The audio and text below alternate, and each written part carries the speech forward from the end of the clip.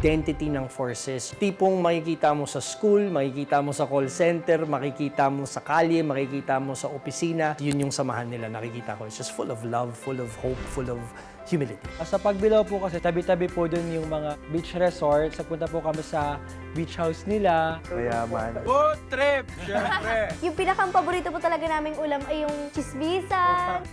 Galing kami sa isang matinding laban ng battles. At ngayon, since nakahinga na kami, gumana na ulit yung mga utak namin para sa aming next na song. I also suggested Story of My Life. True story of my life. Gusto po namin ulit na maipakita rin namin, story namin, na we have been waiting for this time and we would not waste it.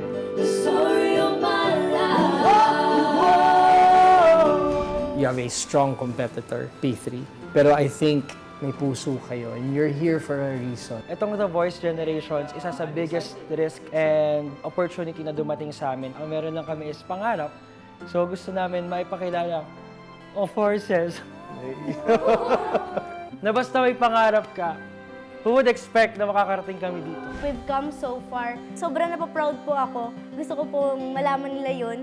Whatever happens, let's achieve our dreams together.